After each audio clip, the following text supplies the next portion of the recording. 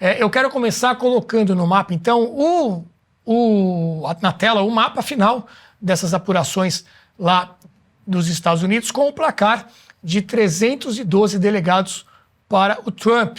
Olha aí, era o que já estava sendo previsto, né, projetado, com alguns estados que ainda estavam faltando serem apurados.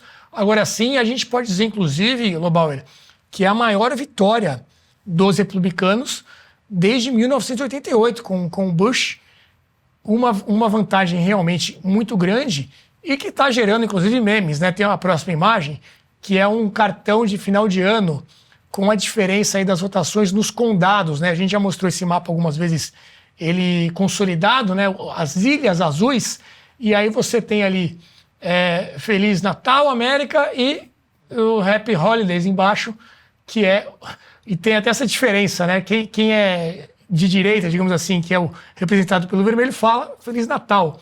E Boas Festas fica pro lado da esquerda, pro lado azul, que são só esses pontinhos aí em poucos condados espalhados pelos Estados Unidos. Lobauer, resultado consolidado. E agora eu te faço essa primeira pergunta. Você acha que o Trump chega, digamos assim, com o pé no peito para colocar em prática tudo aquilo que ele prometeu? Ele tem uma retórica sempre muito forte, né, muito agressiva. Ou ele vai tentar compor, vai contemporaneizar? O que você espera aí desse segundo mandato do Trump? Olha, primeiro que o mapa é muito impressionante quando você olha os counties, né? É muito mais do que o mapa dos estados. Você olha o próprio mapa da Califórnia. A Califórnia mesmo teve um desenho de costa da Califórnia democrata e a parte do Valley ali toda também republicana, que é uma coisa bem interessante. Quer dizer, onde ficou muito azul foram só nas pontas. Nova York e Califórnia foi uma vitória, eu diria, arrasadora. Nas grandes cidades, né? Nas grandes cidades de alguns estados, mas assim, é realmente uma vitória muito impressionante, quase 40 anos depois da vitória do Bush, né? Do Bush pai, depois de 8 anos de Reagan, né? Foi um momento muito marcante na história americana. Eu não acho que ele vai, como você usou a expressão, pé no peito. Eu não acho que ele vai vir com o pé no peito. Posso estar enganado, mas acho que não. Acho que ele está com muita folga para governar.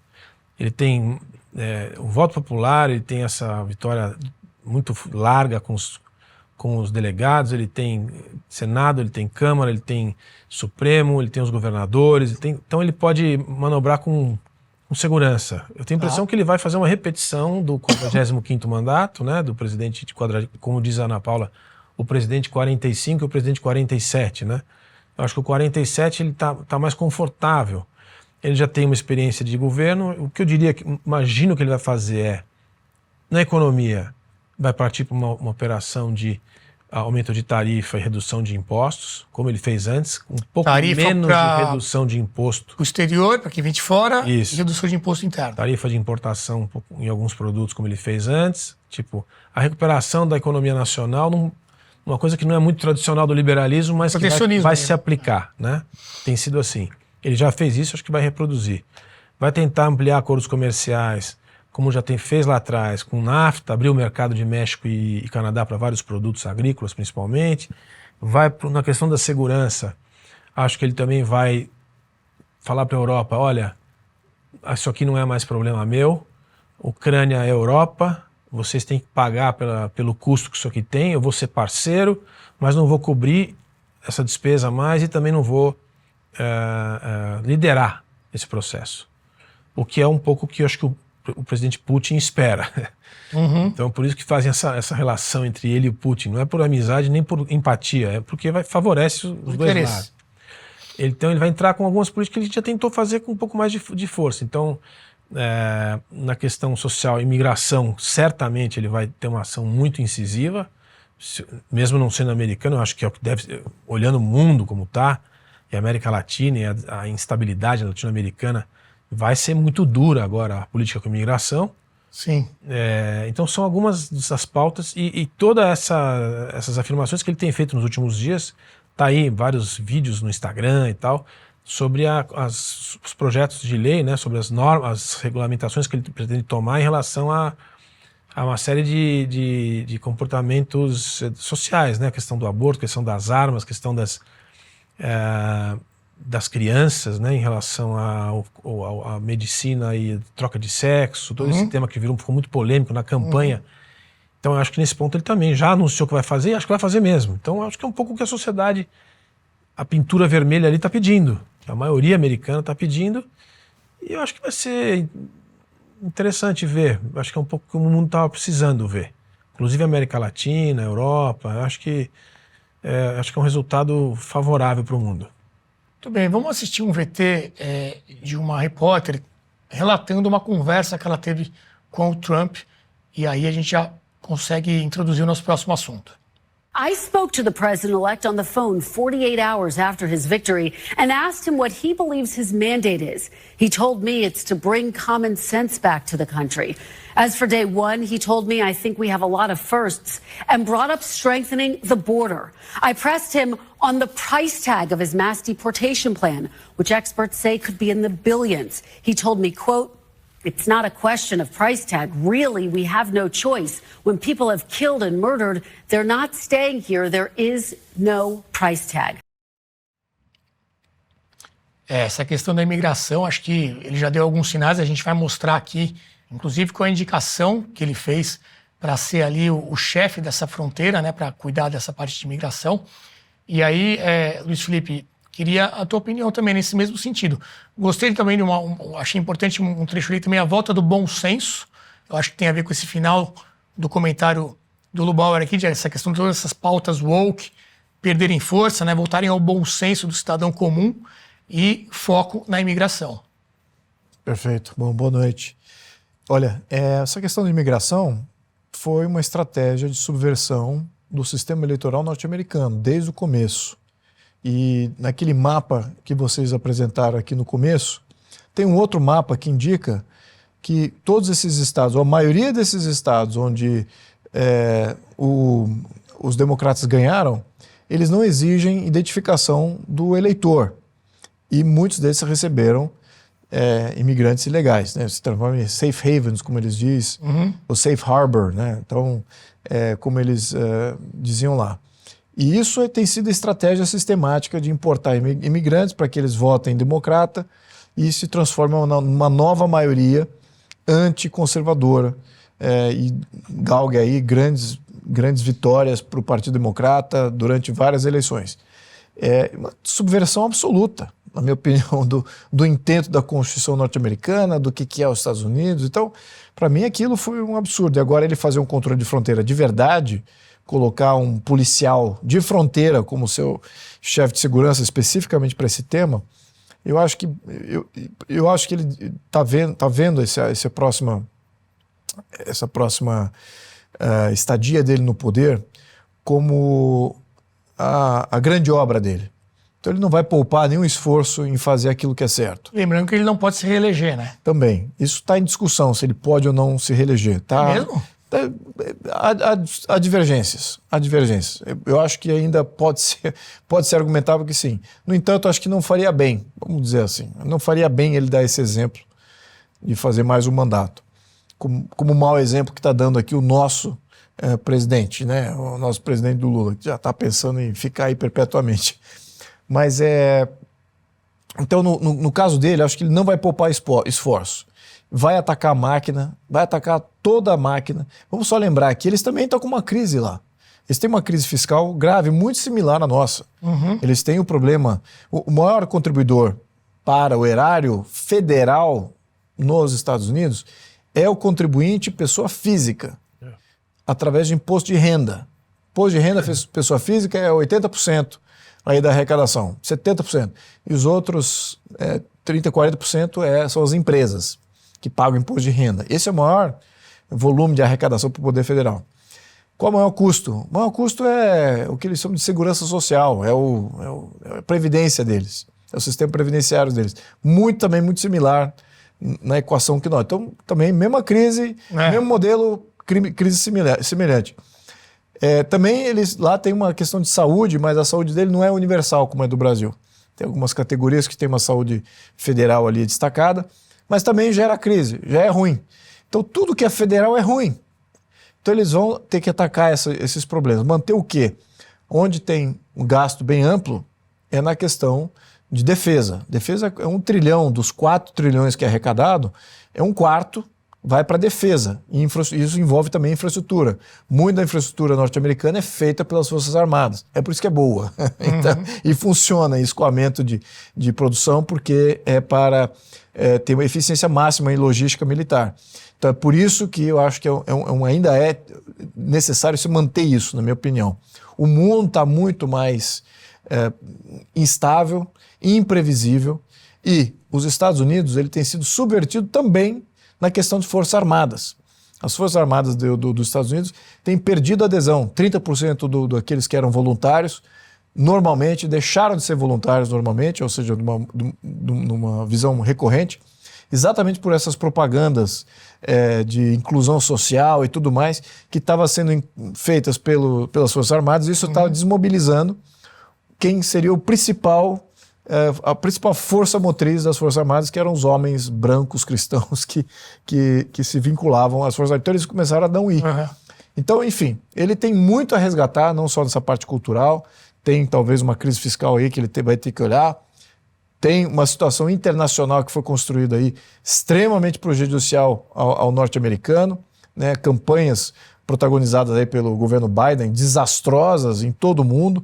O mundo ficou mais valente, né? E o mundo não necessariamente é uma boa referência para ser um exemplo para os demais, né? Então, aqueles que estão tomando poder nas suas esferas de influência.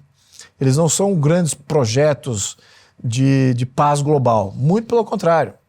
Voltou muito o que era no século XIX, vamos remapear o mundo, né, através dessas esferas de influência e hegemonia. Cada um faz o seu. Só o Brasil que não está fazendo esse dever de casa, viu? Todo país rico está pegando ali o seu, enquanto que os Estados Unidos dormia com os governos democratas. Certamente agora, com o governo Trump, ele vai apaziguar, mas é de uma maneira diferente do que o governo democrata, do ponto de vista das relações exteriores. Vai ser agressivo na defesa daquilo que os Estados Unidos quer, mas eu acho que vai ser menos interventor do que seria o governo democrata. Ao passo que o governo democrata ele é mais interventor, mais focado em mudança de regime, mas ao mesmo tempo é fraco na defesa daquilo que os Estados Unidos quer, porque eles querem subverter os Estados Unidos. Ele vai a favor do interesse americano, ao mesmo tempo que desregulamenta internamente, né, com menos burocracia e tal, para o pessoal produzir. Quero trazer agora a manchete da Folha de São Paulo, que diz o seguinte: Trump se cerca de políticos e bilionários leais para avançar com agenda agressiva desde o primeiro dia. Republicano dependeu do establishment na gestão passada, agora aqui está melhor para ver, e agora aliados estão em sintonia com ideias da nova direita.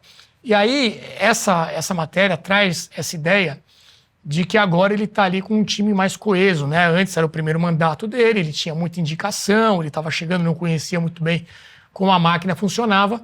Então essa ideia de que ele poderia chegar agora mais firme e sem pisar em ovos, digamos assim, é reforçado até pelo time que ele está montando. E aí eu queria saber do Jean Turco, que estuda muito essa questão, né, das relações ali, de como montar esse time, de como é que um governo consegue ou não colocar em prática as suas promessas, o que ele está esperando desse segundo governo, sob esse prisma, né? Sobre achar que o Trump realmente não vai ter muito freio. Eu até gosto de fazer uma comparação. Se a gente olha o Lula agora nesse último mandato, eu acho que em muitos aspectos ele está jogando como se não houvesse amanhã. Veja as indicações que ele fez para o STF, por exemplo, coloca o Flávio Dino, coloca o ex-advogado.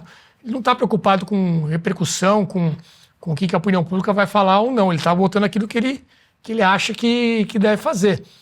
Será que o Trump vai nessa mesma linha, com ideias completamente diferentes, obviamente? Boa noite, Turco. Boa noite, Renato. Boa noite a todos. Muito provável, concordo. Não só pela volta, também similar entre os dois presidentes, e também outra semelhança à questão da sentença, né? Que ele foi julgado culpado, então também há alguma vontade de demonstrar que veio para fazer, etc. Também vale lembrar que até na primeira candidatura, em 2016 dele, ele estava ali pensando com o entourage dele e toda a equipe dele, etc., se candidatar ou não. E a gota final que convenceu ele a se candidatar foi um discurso de Obama, em um evento de gala, onde Obama tirou sarro mesmo, tirou onda, zoou a possível candidatura dele. Ele estava lá presente entre o público, e aí as notícias de bastidores falam que ele se candidatou muito por revanchismo, por essa fala, etc., querendo demonstrar que na verdade não era uma candidatura fake, que não era improvável, mas que tinha reais chances de ganhar. Outro fator importante é, como foi lembrado aqui, que este será o último mandato dele, pelo que tudo indica até agora. E me parece que será assim, né? Então, nós sabemos que já no segundo mandato de todos os presidentes, geralmente são consecutivos, este foi um caso peculiar, no segundo mandato, todos os presidentes se fala assim, que o primeiro mandato é para assegurar o segundo mandato e o segundo mandato é para se garantir nos livros de história. Então, todos os presidentes americanos tentam fazer a paz entre Israel e Palestina, e a faixa de Gaza, etc., ou tentam deixar um legado muito importante. Né? E Trump, de forma geral, até pela atitude caracterial mesmo, o perfil dele, ele é movido muito por isso. Né? Dá para ver claramente pelo perfil psicológico dele, etc. E ele veio com mais força também, exatamente, porque agora tem mais experiência na política, agora tem mais pessoas para indicar nos lugares chaves, não que antes, obviamente, fosse um desprovido. Né? Claro, um dos homens mais ricos dos Estados Unidos, mas a elite econômica é algo diferente da elite política. Hoje, obviamente, ele é mais experiente. Agora, além disso, me permita, Renato, falar um pouquinho, porque muito se fala dessa grande vitória de Donald Trump, etc. Na verdade, eu tenho uma tese um pouco impopular, me permito discordar um pouco das análises que andei lendo nessa semana, porque, a meu ver, na verdade, não vejo toda essa grandíssima vitória. Se fala muito de uma grande surra, e até aquele cartão postal ali que você mostrou sobre o Natal, etc., mostra isso. Por quê? Porque, na verdade, a meu ver, tem alguns vieses nessa interpretação. O primeiro é que quando você olha realmente o mapa, a coloração vermelha dos republicanos é muito espalhada. Isso é verdade. Só que, na verdade, o que aconteceu? Essa vez, a vitória dele foi muito espalhada. Mas, basicamente, em todos os condados, todos os estados, ele ganhou por uma margem muito pequena, exceto alguns casos, onde ganhou por uma margem maior, casos que também teve do outro lado. Washington DC, por exemplo, os democratas ganharam com 90%, mais ou menos, pelas últimas observações que fiz. Então, na verdade, na maioria dos estados, ele ganhou por uma margem muito pequena. E ao ponto que, mesmo ao nível nacional, o chamado voto popular, até agora, a margem dele é muito pequena. Ele tem 50,3%, pouco a mais que a maioria. A meu ver, se você vai olhar ainda, né, na verdade, o que aconteceu? Até quando você olha vários recortes, por exemplo, por faixa etária, por renda, por gênero, etc., na verdade, ele ganhou em poucos recortes desse tipo. Por exemplo, ele ganhou só entre homens e mulheres brancas e entre homens latinos. Todos os outros recortes, ele perdeu bastante. Tem aquele famoso recorte, que é da direita, tipicamente, não só nos Estados Unidos, mas no mundo inteiro, das áreas urbanas e rurais. Tipicamente, a esquerda ganha mais nas áreas urbanas e a direita mais nas áreas rurais. Ele até conseguiu ganhar algumas áreas urbanas, tipicamente de esquerda, como Miami, etc. É verdade, conseguiu ganhar os 7 swing states, todos por uma margem também não tão grande. Mas, na verdade, a meu ver, essa interpretação da grande surra de Trump é devida mais a alguns fatores. Primeiro, este mapa colorido dessa forma, repito. Segundo, devido ao fato que as expectativas eram bem mais baixas. Por quê? Porque as pessoas se baseavam na narrativa da mídia tradicional, nos dados mostrados por agências de pesquisas que não têm respaldo, que não têm autoridade, que não têm um histórico bom. E aí muitos ficavam com medo, na verdade, que ele pudesse perder e que essa eleição realmente ia ser muito apertada, etc. Tal. Quando você olhava Atlas Intel, e Rasmussen, eles mostravam, e as mesmas apostas, o mercado de apostas, eles mostravam claramente que Trump ia ganhar. Então, foi muito em relação às expectativas. E em terceiro lugar, a meu ver, em comparação às performances dos candidatos republicanos, historicamente falando. Como você falou, ele teve a maior vitória republicana desde Bush filho, e cerca de agora 30 anos, e então nós sabemos que geralmente os republicanos, especialmente na história contemporânea, quando ganham sem os votos populares, sem a maioria do voto, mas ganham no colégio eleitoral. Ele, diferentemente disso, ganhou também o voto popular. Mas vejam, se essa é uma grande surra, então praticamente todas as eleições vencidas pela esquerda nos Estados Unidos são uma grande surra também, porque eles ganham geralmente com bem mais votos que 50,3%, também muitas vezes ganham todas as câmaras, também ganham mais de 311 grandes eleitores, etc. Na verdade, o que foi, pelo contrário, é mais uma derrota do Partido Democrata. Por quê? Porque quando você vê o número de votos absolutos, ele manteve, Trump, basicamente o mesmo número de votos absolutos. Enquanto faltam cerca de 11 milhões de votos, ainda essa estatística está sendo atualizada, cerca de 11 milhões de votos do lado democrata. Não convenceram 11 milhões de pessoas a ir às urnas, a ir votar para eles, que convenceram em 2020. Ali tem uma grande perda. Há, pelo contrário, uma estabilidade muito grande do lado republicano. Sim, repito, é uma grande vitória de Trump em comparação às performances de outros republicanos na história, em comparação ao que a mídia mostrava e em termos territoriais, porque é muito difuso. Mas quando você olha, comparado às vitórias dos democratas e comparado ao voto popular e comparado condado por condado, é uma vitória, mas é uma vitória normal, por 50,3% dos votos.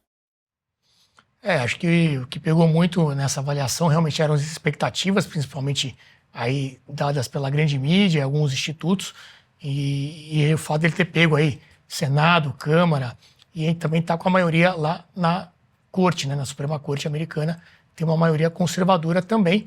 E aí fica esse nosso questionamento de como será esse novo mandato.